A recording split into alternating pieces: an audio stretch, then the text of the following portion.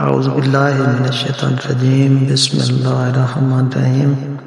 فرعون کو شیطان کی نصیحت۔ ایک مرتبہ فرعون کے سامنے شیطان ظاہر ہوا اور اس نے فرعون سے پوچھا کہ تجھے کس نے خدا بنایا ہے اور تیرے اندر ایسا کون سا کمال ہے تو اپنے آپ کو خدا سمجھ بیٹھا؟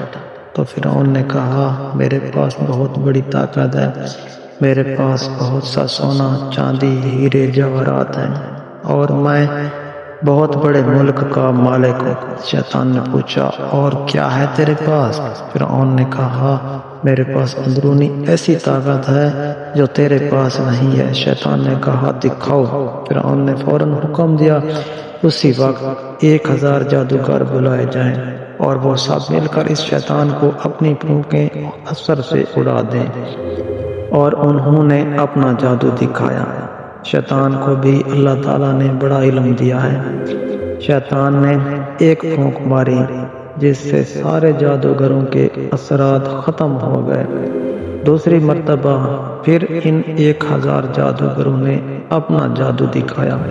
شیطان نے پھر ایک پھونک ماری جس سے ان کا اثر ختم ہو گیا۔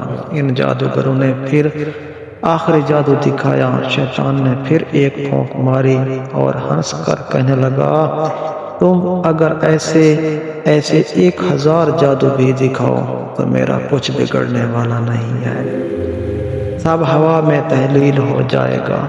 اے فرعون، یاد رکھ، مجھے اللہ تعالیٰ نے ایسی چیزیں عطا فرمائی ہیں، لیکن پھر بھی اللہ تعالیٰ نے مجھے اپنا محبوب نہیں بنایا اور مجھے اپنا فرما بردار بندہ ماننے سے انکار کر دیا، اور تو خدا کا نافرمان ہے، تو رب کیسے ہو سکتا ہے؟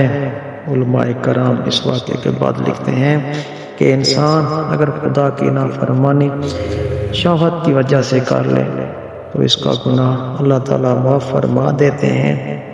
نفسانی خواہش کی وجہ سے اگر گناہ سرزد ہو جائے اور انسان اپنے گناہوں سے توبہ کر لے تو اللہ تعالیٰ اس کو معاف فرما دیتے ہیں، لیکن اگر کوئی تکبر اور غرور کرے اس کی توبہ کی توفیق نہیں دیتے، یعنی تکبر اور غرور کی وجہ سے توبہ جیسی نعمت سے محروم ہو جاتا ہے۔